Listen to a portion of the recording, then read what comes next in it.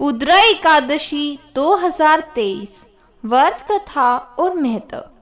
तो आइए दोस्तों, इस वीडियो में मैं आपको पुद्रा एकादशी के व्रत कथा महत्व के बारे में बताने वाली हूँ। तो चलिए शुरू करते हैं।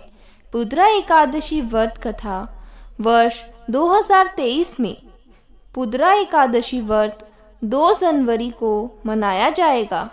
हिंदू पंचांग के अनुसार प्रति वर्ष पुद्रा एकादशी का व्रत पौ माह की शुक्ल पक्ष की एकादशी को मनाया जाता है। इस दिन भगवान नारायण की पूजा की जाती है।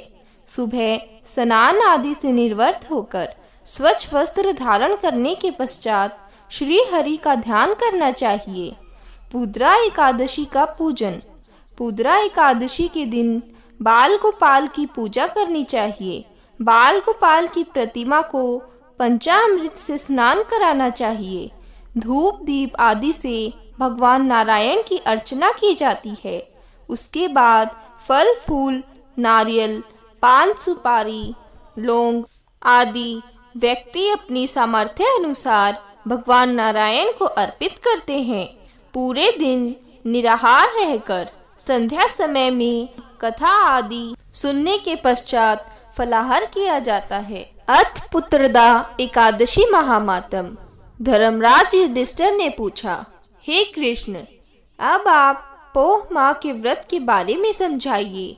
इस दिन कौन से देवता का पूजन होता है तथा क्या विधि है? इस पर श्री कृष्ण बोले, हे राजन, पौष शुक्ल पक्ष की एकादशी का नाम पुत्रदा एकादशी है। इसका पूजन विधि से करना चाहिए। इस व्रत में नारायण भगवान की पूजा करनी चाहिए। इसके पुण्य से मनुष्य तपस्वी, विद्वान और लक्ष्मीवान होता है। इसकी मैं एक कथा कहता हूँ, तो ध्यान से सुनना। भद्रावती नगरी में सुकेतुमान राजा राज्य करता था। वह निपुत था। उसकी स्त्री का नाम शैव्य था। वह सदैव निपुती होने के कारण चिंतित रहती थी। निपुती यानी उसके कोई पुत्र नहीं था। इस पुत्रहीन राजा के पितृ रो रो कर पिंड लेते थे और सोचा करते थे, इसके बाद हमें कौन पिंड देगा। इधर राजा को भी राज्य वैभव से भी संतोष नहीं होता था। इसका एकमात्र कारण पुत्रहीन होना था। वह विचार करता था कि मेरे मरने पर मुझे कौन पिंड देगा। बिना पुत्र के पितरों और देवताओं से उऋण नहीं हो सकते। जिस घर में पुत्र न हो वहाँ सदैव अंधेरा ही रहता है। इसीलिए मुझे पुत्र की उत्पत्ति के लिए प्रयत्न करना चाहिए। पूर्व जन्म के कर्मों से ही इस जन्म में पुत्र धन आदि मिलते हैं। इस तरह राजा रात दिन इसी चिंता में लगा रहता था।